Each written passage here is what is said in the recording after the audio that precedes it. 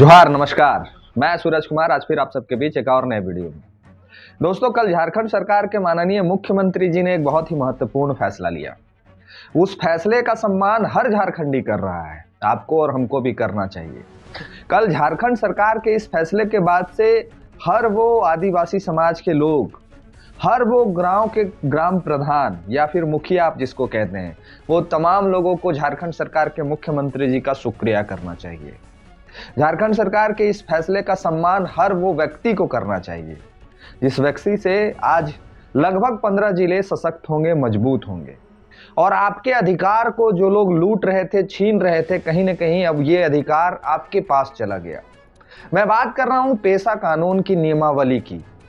ये कानून 1996 में बनता है, लेकिन झारखंड में पूर्णतः नियम ना रहने के कारण लागू नहीं हो पाता है।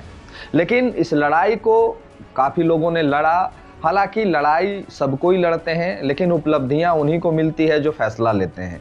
और झारखंड सरकार के माननीय मुख्यमंत्री जी ने ये फैसला लिया, और इस फैसले के बाद से क्या कुछ परिवर्तन आपके जीवन में आएगा, क्या कुछ आपको फायदा मिलेगा, ये आपको जानना चाहिए। कौन कौन से जिले इफेक्टेड होंगे और उस जिले में आप क्या बदलाव देखने को मिलेगा, क्या आपके अधिकार क्षेत्र में आ जाएगा और क्या अब तक आपको नहीं मिला था, ये तमाम चीजों को आज विस्तार पूर्वक हम आपको समझाएंगे। तो आप समझिए और अपने अधिकार को, अपने हक को जानिए, और दूसरे को भी बताइए कि इस कानून के नियमावली बन जाने के बाद से, पूरी तरह लागू हो जाने के बाद से आपके जीवन में क्या परिवर्तन आएगा। तो जागरूक बनिए और जागरूक दूसरे को भी करिए, और इस वीडियो को शेयर करके हर वो जिले तक पहुंचाइए और हर वो इंसान तक पहुंचाइए जिनको पेशा कानून के बारे में जानकारी चाहिए था। तो चलिए बताते हैं विस्तार पूर्वक। उससे पहले आपसे आग्रह है कि जो पहली बार देख रहे हैं चैनल को सब्सक्राइब कीजिए, फेसबुक पेज पे देख रहे हैं पेज को फॉलो करिए, हमारे चैनल को ज्वाइन करके हमें सहयोग करिए। हमारे चैनल को ज्वाइन करने में बहुत नहीं लगेगा, 119 रुपया का आपको कंट्रीब्यूशन देना होगा। तो चैनल को ज्वाइन करिए और हमें सपोर्ट करिए, और इस वीडियो को शेयर करिए। और किस किस जिले में आप रहते हैं, आपका जिला इफेक्टेड होगा या नहीं, आपको क्या फायदा मिलेगा या नहीं, ये पूरी कहानी हम आपको इस वीडियो में बताने जा रहे हैं। और आप अपनी भी प्रतिक्रिया लिखिएगा कि आप कितना जानते हैं पेशा नियम के बारे में जो कल लागू किया गया है। तो आप भी जरूर लिख के हमें कमेंट करिएगा और इस वीडियो को शेयर कर दीजिएगा। चलिए शुरू करते हैं। झारखंड सरकार ने कल पेशा नियमावली को पारित कर दिया। अब इसको सिर्फ धरातल पे उतरना है। यह नियमावली लागू होने के बाद क्या परिवर्तन दिखेगा, यह नियमावली जब पूरी तरह से लागू हो जाएगी तो आपके जीवन में यह परिवर्तन दिखेगा कि जो फैसला बैठे में सरकार के लोग ले लेते थे, अब वो फैसला गांव की सरकार लेगी। यानी कि गांव के मुखिया लेंगे, गांव का वो कमेटी लेगा। यानी कि अब आपके क्षेत्र के वो तमाम, जैसे कुछ एक जिले का मैं नाम बता देता हूं, जैसे कुछ एक जिले आपके हो गए लातेहार, चतरा, पश्चिमी सिंहभूम, लोहरदगा। आपके जहां जहां आदिवासी बहुल क्षेत्र है, जहां जहां पे आदिवासी समाज के लोग रहते हैं, खास करके ये उन जिलों के लिए ही लागू होगा। अब इससे आपको क्या क्या फायदा पहुंचेगा, पहले हम वो आपको बता देते हैं। इस नियम के लागू हो जाने के बाद से पूरा अधिकार आपके क्षेत्र में चला जाएगा।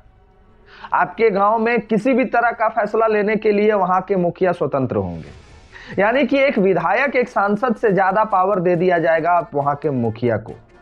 अब मुखिया ही सर्वोसर्वा होंगे, वहां की कमेटी ही सर्वोसर्वा होगी।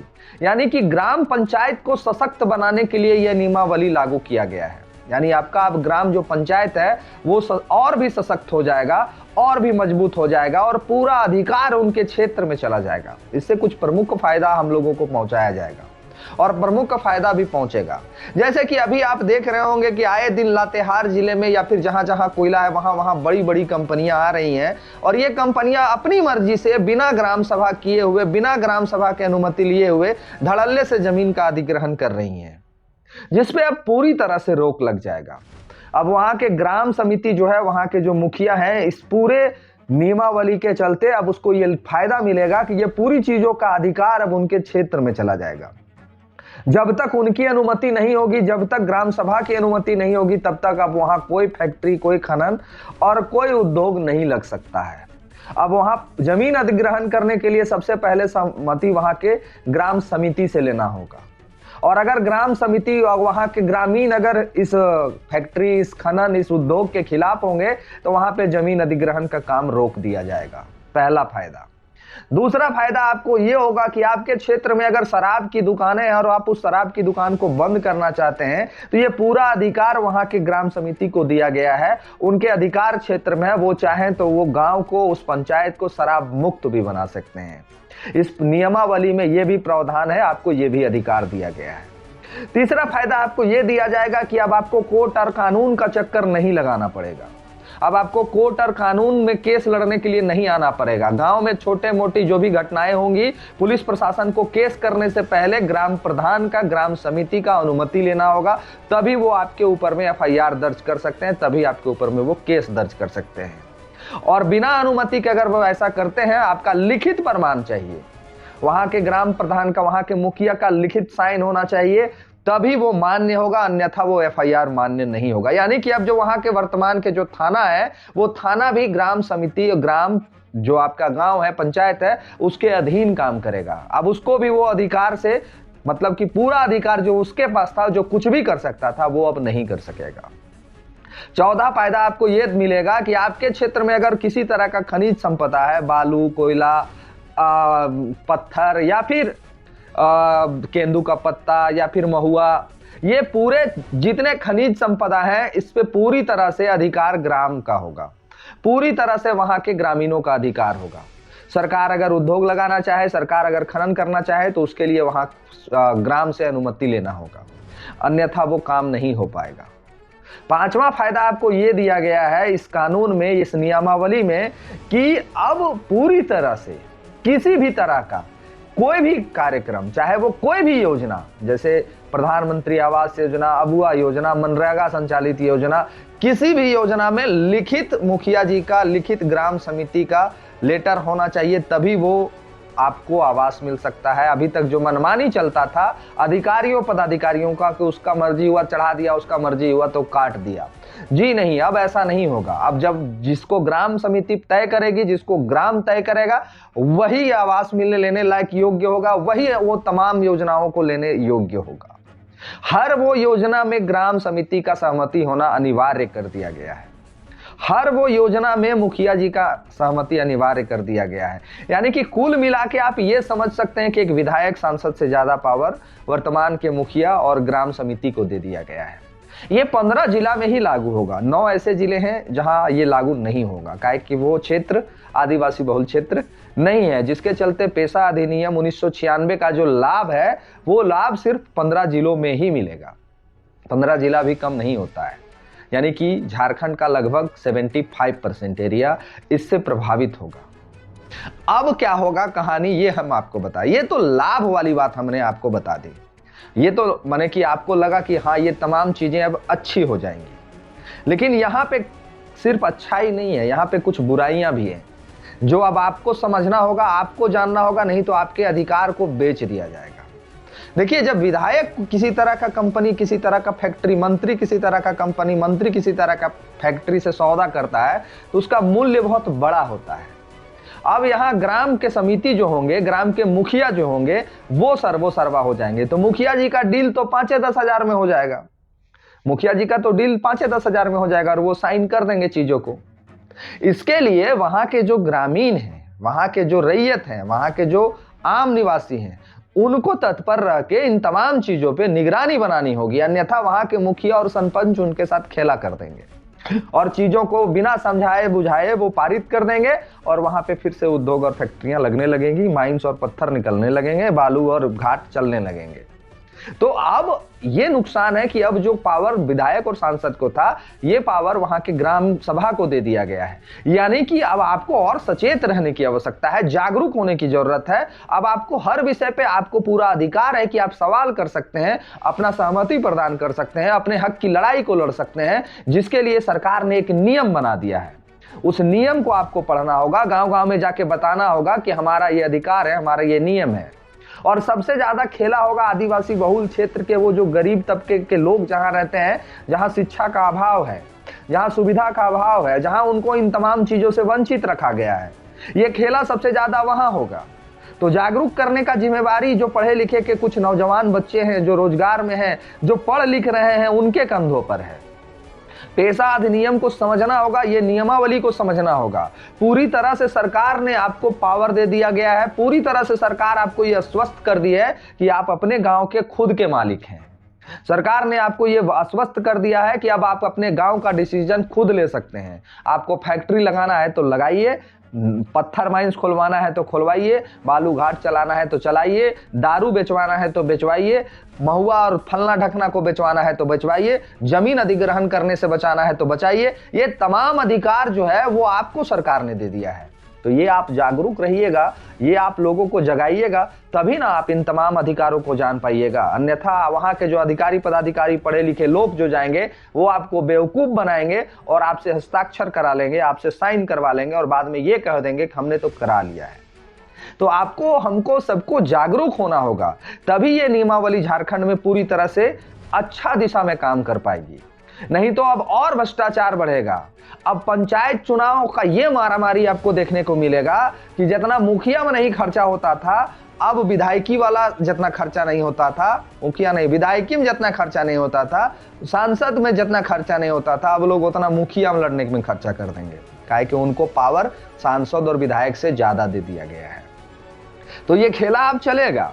तो आप ग्रामीण, आप रैयत एक ऐसे व्यक्ति को चुनिएगा जो आपके लिए आवाज उठाए, जो आपके अनुसार नियमावली बनाए, जो आपके हित में काम करे। ऐसे व्यक्ति को नहीं चुनिएगा जो आपके खिलाफ हो जाए और आपको बेच दे। ये आम बात है, ये इतिहास भी है और ये नेताओं का धर्म भी है कि नेता बनो उसके बाद जनता को ही बेच दो।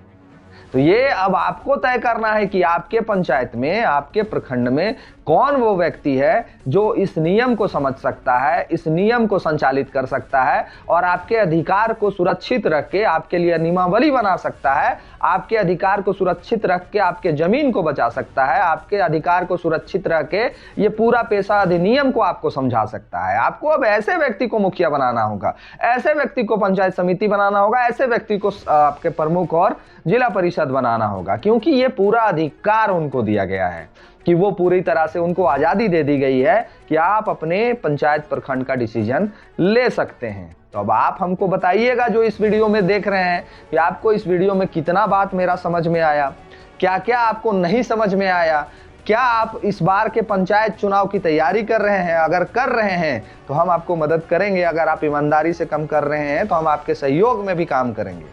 तो जो मुखिया, पंचायत समिति, जिला परिषद की तैयारी कर रहे थे वो अब और जोरों शोरों से करिए और ईमानदारी पूर्वक करिए, जनता के हित में काम करिए, जनता के लिए आवाज उठाइए। काहे कि आपको जो पावर, जो अधिकार दिया गया है वो काफी बढ़ चढ़ के दिया गया है। आपका अगर जिला सम्मिलित है तो आप अपने 15 जिला के जो लोग हैं वो पूरी तरह से मुस्तैद और तैयार हो जाइए। हेमंत सोरेन जी ने ये जो सौगात दिया है, इस सौगात का लाभ लेने के लिए।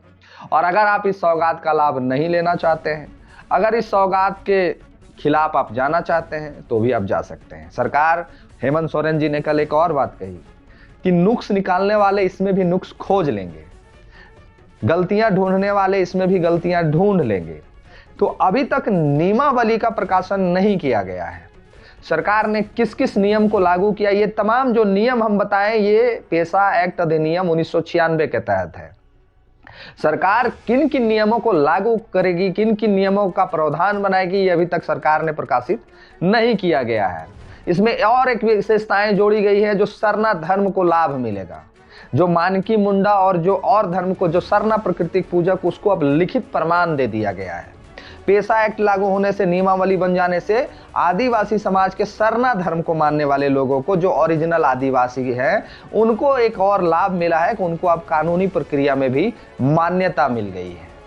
अब ये पहला कदम हो सकता है सरना धर्म कोड को मांगने और सरना धर्म कोड लागू होने के लिए, ये पहला कदम हो सकता है। तो इससे लाभ हमारे आदिवासी समाज के लोगों को बहुत जोर मिलने जा रहा है। लेकिन तब मिलेगा जब आप एक पढ़े लिखे शिक्षित युवा को हाथ में कमान दीजिएगा। और अगर आप फिर से वही घिटे पिटे मुखिया जी वाला सिस्टम, बुढ़ा बुजुर्ग को मुखिया बना देना है, तो वैसे व्यक्ति को अगर आपने चुना तो आपको हर्जाना भी भुगतना पड़ेगा।